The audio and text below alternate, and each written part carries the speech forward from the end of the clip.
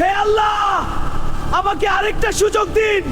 আমি নামাজ শুরু করব, আমি সব পাপ ছেড়ে দিব, আমি আপনার পথে ফিরে আসতে চাই। আমাকে একবার সুযোগ দিন। আমি তো শুধু একটু ফোন ব্যবহার করছি, নামাজ তো পরে পড়ব। এখন উঠতে ইচ্ছা করছে না। সময় তো অনেক আছে সামনে, এত তাড়াহুড়া করার কি দরকার? রাত বাড়তে লাগলো, কিন্তু সে নামাজ ভুলেই গেল। আজ নামাজটা বাদ দিলাম, শরীরটাও একটু ক্লান্ত লাগছে। কাল থেকে ঠিকমতো শুরু করব। আল্লাহ তো ক্ষমাশীল, তিনি বুঝবেন। তুমি এখনো তরুণ, এখন ইবাদত না করলেও চলবে। বয়স হলে সব ঠিক করে নিবে। এখন জীবনটা এনজয় করো, এত চিন্তা করার কিছু নেই। এইসব নামাজ রোজা নিয়ে এত সিরিয়াস হওয়ার দরকার নাই। জীবনটা উপভোগ করো, পরে সময় হলে সব ঠিক হয়ে যাবে। এখন মজা করাই আসল। কিন্তু এটা কি ঠিক হবে? আজান হচ্ছে ঠিকই, কিন্তু এখন উঠতে ইচ্ছা করছে না, একটু পরে পড়ব। আল্লাহ তো জানেন আমি ইচ্ছা করে বাদ দিচ্ছি না, পরে পড়ে নিব। একটা নামাজ না পড়লে কি এমন হবে? সবাই তো মাঝে মাঝে মিস করে, আমি একা না। কাল থেকে ঠিকমতো শুরু করব। আজ একটু রেস্ট নেই।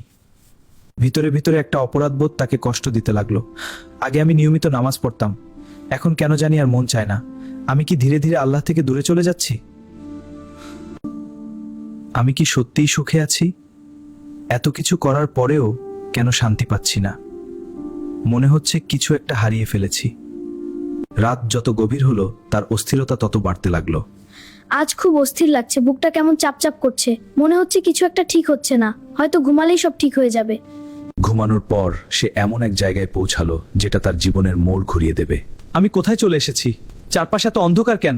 এই জায়গাটা এত ভয়ঙ্কর লাগছে কেন? আমার খুব ভয় লাগছে। তুমি কি ভেবেছিলে তোমার প্রতিটা কাজের হিসাব হবে না?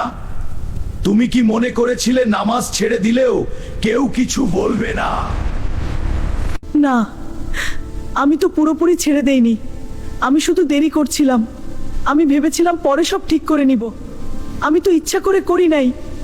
শাস্তির ভয়াবহতা তার সামনে ফুটে উঠল। শয়তান তোমাকে বলেছিল, কিন্তু সময় তো শেষ হয়ে যায়। যখন মৃত্যু আসে, তখন আর ফিরে আসার সুযোগ থাকে না। হে আল্লাহ, আমাকে আরেকটা সুযোগ দিন।